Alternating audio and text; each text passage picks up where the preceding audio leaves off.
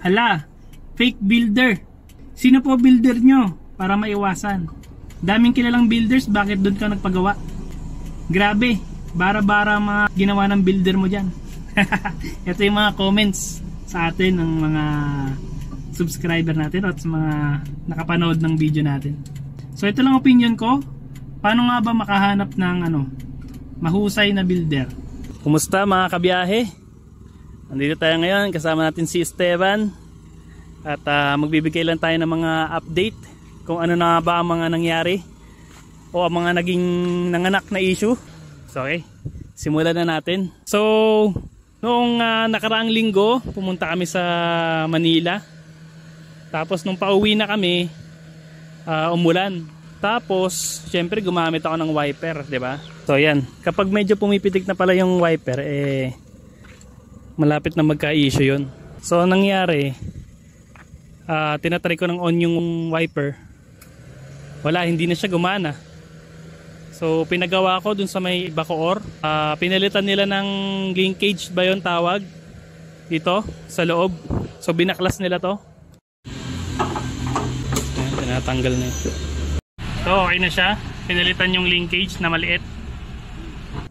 Ito, binaklas nila to sa loob. Tapos tinanggal nila to. Hindi ko alam kung anong pinakatawag doon. Para siyang plastic na lock. Lumuwag na or na worn out na. So pinalitan nila ngayon. So ang ginastos ko doon umabot ng 1,000. Bali yung labor is 500. Tapos yung pinalit na linkage na maliit nasa 500 din. So 1,000 yung nagastos ko. Tapos ang next issue ko naman, ang nangyari, hindi ko alam kung anong naging cause, pero nung nagpalit lang ako ng air filter, tas tinakpan ko yung, di ba nung nakaraan, sinabi ko sa vlog na meron ditong tumutulo, di ba? So tinakpan ko yun, tas nagpalit ako ng air filter. Ang nangyari, pag re-reverse ako, bumababa yung minor. So ang sabi nila, ipacheck ko daw yung IACV. So yan, tingnan natin ha. Kasi minsan nagbababa yung yung RPM nya pag naka-aircon. Ayan o. Nagda-drop siya, tapos umaabot yun minsan dito sa 5 eh. Tapos nagba-vibrate, nag-shake yung sasakyan. So far yun pa lang naman ng mga naging issue kay Esteban. Pero medyo masakit na rin sa bulsa eh, di ba? Kahit mga ganong simpleng issue lang, talagang mabubutas yung bulsa mo. Tapos pala, bumiyahe kami nung June 5 sa Batangas, Nasugbo. So guys, nandito tayo sa Nasugbo at medyo malapit na tayo sa Canyon Cove. Hindi na ako nakapag-video kanina bago umalis, pero eto si Esteban ngayon. Ayos na ayos naman siya ngayon. At ito meron ditong parang kanal. Part na yata ng dagat. Yan si Esteban. Minto kami para kumain. Si Esteban nasa Nasugbo, Batangas. Ayos na ayos oh. Pwede pa kayo humabol guys. Hindi pa tapos ang summer. Parang nagsisimula pa nga lang sa init eh. Oh. Maganda rin pala ang beach dito sa Nasugbo. So far okay naman siya, yung takbo ni Esteban. Yun nga lang, pag sa mga paahon na, medyo mabagal lang siya kasi parang ang takbo lang namin is nasa 40 to 50 kilometers per hour eh. Yung sa paahon. So mabagal nga, 40 diba? Pero kahit paano naman, kinaya naman niya. Siyempre, non-turbo yung unit natin. Ano pang i-expect natin? Non-turbo at 3-speed lang. So ganun talaga. Pag mga 3-speed, siguro mas maigi na lang na wag nang kargahan ng mga mabibigat. Do kaya naman, pero itong pinakabit kong roof rack, di ko alam kung magagamit ko siya sa long drive eh. Diba? Kasi kung hirap na yung makina, paano ko pa siya kakargahan? Yun yung isa pang dyan, question, diba? Pero masusubukan natin yan kung babiyahe tayo ng papuntang Baler. So pinaplano namin na magbiyahe ng Baler sa mga December siguro. pero hindi pa sigurado kung kailan. Pero update na lang. At meron pa pala akong isang update. Nagkabit na ako ng seatbelt.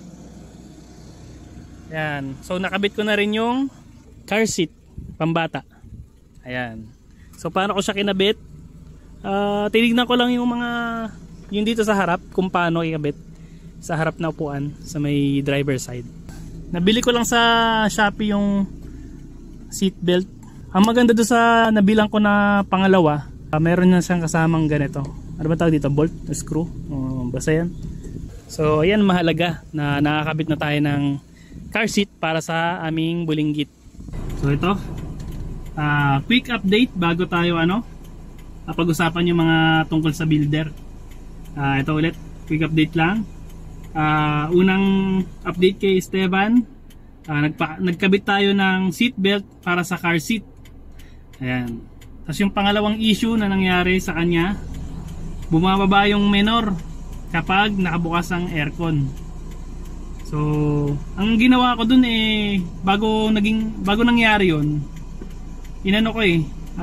tinakpan ko yung hose dun, yung sa may mga tumutulo. Tapos nagpalit din ako ng air filter. Tatlo lang yung pinaka nangyari dun yun nga, nagtakip ako doon. Tapos nagpalit ako ng air filter. Yung pangatlo, may mekanikong tumingin sa makina ng kay Esteban. So nangyari, galing ako doon sa builder na pinuntahan ko. Pauwi na ako doon, sinilip niya yung makina ng sasakyan. Hindi ko naman siya pinagbibintangan, guys. Pero yun yung nangyari kasi, tinignan niya. Pero yun nga, pag start ko, na siya, bumaba na yung menor. Tapos nagloko na siya nung binuksan ko yung aircon. Bumaba yung menor, tapos nakamatay yung makina. Buti na lang nakauwi ako. In-advise sa akin nung builder ni Esteban, tinawagan ko. Sabi niya, patakbuhin ko lang daw na nakapatay yung aircon. Kasi yun, anong nangyari, tinanggal ko yung takip sa hose. Yung sa tinakpang kong butas, tinanggal ko yun. Tapos medyo naging okay siya, pero pa rin meron pa rin na nanginginig pa rin yung sasakyan kapag nagre-reverse ako. So yun nga, ang advice sa akin, pa-check ko daw yung AACV. So yan, next time ipapacheck natin yon. Sa kwentong biyahe naman tayo, guys. Nagpunta kami ng Nasugbo, Batangas. So inabot kami ng almost 2 hours. Yung pababa ng Nasugbo, okay naman. Kinaya naman ni Esteban, pero yung pabalik na, kaya pa rin naman niya. Ang problema lang, yung takbo ng sasakyan is nasa 40 km per hour lang. Yung pinaka, sabihin nating 40 to 50 km per hour yung takbo ng sasakyan. Medyo, syempre, kung sanay ka sa sasakyan, mababagalan ka talaga. Pero, yun lang, wala tayong magawa kasi ang sasakyan natin 3 speed. So sa biyahe naman tag-ulan, so napansin ko sa wiper, ni Esteban, kapag naka-high, pumipitik ng malakas So anong nangyari, pumitik siya ng malakas, biglang huminto na yung wiper, umuulan pa naman nun. So kahit anong on-off ko, hindi na talaga gumagana. Buti na lang, malapit lang yung MJAS. MJAS ba yun? Ay hindi MJAS Nugen yung pagawaan doon sa gilid. Bacoor, doon kami nagpagawa. Tinabot ng 1,000 pesos yung pagpagawa. 500 sa labor, 500 dun sa pinalit na item. So yun nga, update ulit yung baha sa sa aircon. Di pa natin napapaayos yan kasi wala, medyo mahal yata pagawa niyan, hindi ko pa napa-estimate. So usapang builder naman tayo, guys. Kapag sa kasi sa minivan, talagang pagdating pa lang sa sa Pilipinas, karaniwan dyan mga chop-chop lahat So ang ginagawa nila dyan, wini-welding yun, diba? Ito masasabihin ko, medyo based sa karanasan ko at sa mga napansin ko or based sa pag-observe ko sa mga builder. So ito lang yung mga masasabi ko. Depende na sa inyo kung para sa inyo tip yun or mako-consider nyo na ba na bago bumili ng minivan kahit papaano may ito yung mga dapat nyong tignan. Tignan nyo yung pagka-welding. Kung pulidong pulido. Tapos tignan nyo rin kung wala nang mga butas-butas para hindi na masakit sa ulo na mag-leak ng ulan, ganun. So pangalawa, kung mas malapit naman kayo sa builder nyo, mas maigi talaga yun na susubaybayan nyo yung unit nyo. Para hindi lang basta ma-monitor yung pagkakagawa, makita nyo rin kung paano yung mga pagkakabit at kung ano yung pinaka-sistema, kung saan nakalagay yung aircon, kung saan nakalagay yung mga sa parts ng manibela, yung mga ganong bagay. At least na ma-monitor nyo yung pagka-build ng ano nyo, o-orderin yung sasakyan. So pangatlo, sa ano naman, kung may pagpipilian kayong mga minivan, mas maigi rin na may dala kayong mekaniko para ma-check yung makina kung goods ba or hindi. Minsan kasi 'di ba, kahit pandinig lang ng mga mekaniko, alam na nila kung good yung engine or hindi, 'di ba?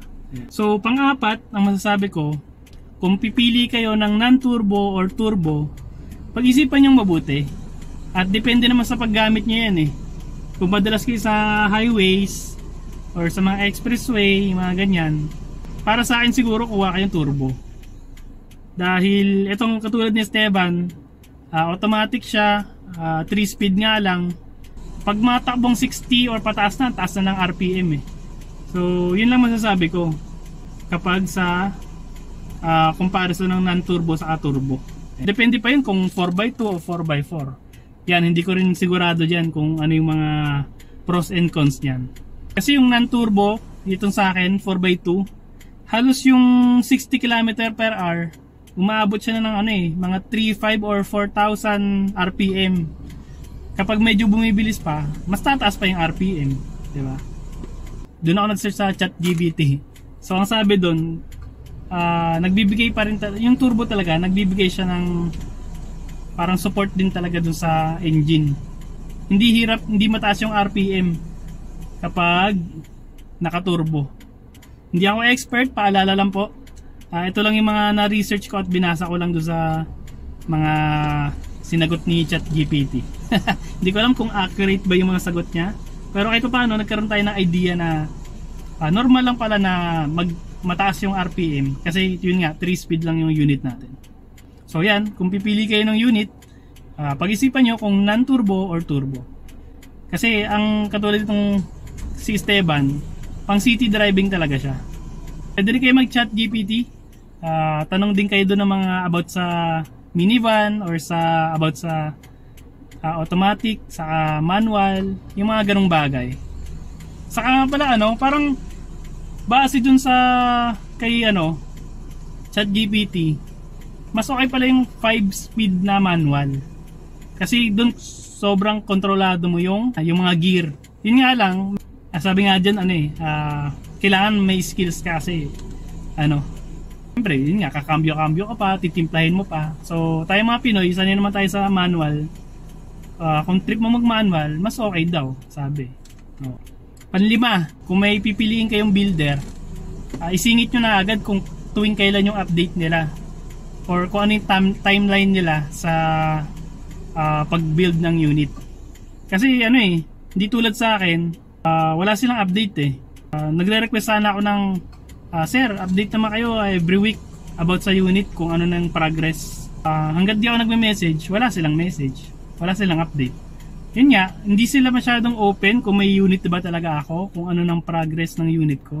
So yun yung i-consider nyo rin sa pagpili ng builder, na i-update kayo lagi. Hindi naman araw-araw, syempre busy rin naman sila, pero at least kahit paano once a week, di ba? Or may video call, may mga ganong builder sa iba. Sana ma-indicate nila dun yung kung nag heavy PMS sila sa unit, kung nag-change oil ba sila, transmission, nagpalit sila ng transmission fluid, yung cooling system, brake fluid, kung nagpalit din ba sila, 'di ba? Yung mga ganong bagay. Kasi sa akin, hindi sila nag-update about sa mga ganong bagay. Basta yun nga, nabigay na lang unit, walang explanation kung ano mga dapat palitan or i-maintain, yung mga ganong bagay. So sa iba pa natin nalaman kung ano yung mga dapat palitan. Like Etong si Esteban, palitin na daw yung ball joint sa, basta related siya sa may gulong eh. Palitin na yung ball joint, yung bushing, palitin na rin daw kasi may crack na, yung mga ganong bagay ba. So, kung nagpapabuild kayo, mas maigi na advance nyo ng ipa-alam sa kanila or i-open sa kanila na, sir, kailangan na bang palitan yung mga bushing ng unit ko para isahan na lang. I-order ko na lang sa Lazada or sa Shopee kung wala sila sa mismong yard or sa mismong shop nila ng bagay na yun, di ba? Ng unit. I mean, ng parts na yun. So, isa ring magandang ano yun. Para paglabas ng pagkuha nyo ng unit nyo, edi parang brand new na talaga, di ba? Pero almost brand new na siya dahil napalitan na yung bushing, napalitan na yung mga bagay-bagay, di ba? So, yan. Yun nga, mas maigi nga yung bago ikabit, nandun na kayo sa area, di ba? Ayan. Isa pa palang tip para sa kung pipili kayo ng builder. Mas maigi siguro kung may matyaga talaga kayo. Mas maigi itaon nyo na ano, merong i-release yung builder na ano, na unit. Para kita nyo na agad yung kung gaano kapulido yung gawa nila. So, doon sa builder ko naman, ang mga sinasabi naman ng mga nagpagawa panalo daw sa ano, sa engine kasi mahusay daw yung mekaniko ng sa builder ni Esteban. So, yan yung sinabi ng mga tinanong ko na customer din or nagpagawa din sa kanila. Kasi ito pa pala, kung bibisita kayo at meron kayong mga sasakyan sa mga mekaniko hindi nyo pa masyadong kilala, huwag nyo iiwan yung ano nyo, sasakyan nyo sa kanila na kahit titignan lang nila. Kasi anong nangyari sa akin, ang sasabihin sa inyo, di ba? Siyempre titignan nila yung makina. Pagkasilip nila ng makina mo, ay may ganito sa'yo, tingnan mo yun sa akin. So pag sinabi ng tingnan mo yung sa sasakyan ko, ako ang nangyari sa akin, pupunta ako doon sa ano, pupunta sana ako sa sasakyan niya na minivan din. So syempre, siya naiwan doon sa unit mo, nakatingin siya sa engine mo. Syempre hindi ka nakatingin sa kanya kung anong gagawin niya. Pagbalik mo, baka may tinanggal na siya or pinalabit lang doon magkaka-issue na, di ba? So, yun yung isa pang lesson na natutunan ko na wag mo yung iiwan yung unit mo na hindi ka nakatingin. So, bantayan mo ang pinaka-ano doon, ang pinaka-sense or pinaka-message doon sa sinabi ko. Bantayan mong maigi yung unit mo, yung engine ng unit mo or yung gagawin nila. Tingnan mo maigi. Kung pwede nga i-video mo di ba? So yun, ganun nangyari sa akin. So, hindi ko sinasabi na may ginagawa yung mga mekanikong kababalaghan pero kumbaga ano lang ba, awareness lang. So hindi tayo nang bibintang o yun yung naramdaman ko parang twice kasi nangyari sa akin yun. Same scenario rin pero doon sa unang pinatingnan ko, wala namang nag-i-issue si Esteban. I mean wala pa.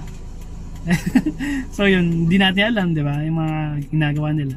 Pero ang yun nga, napansin ko sa mekaniko na yung ibang mekaniko, hindi ko nila lahat na sasabihin nila, tignan mo yung unit ko, ang ganda.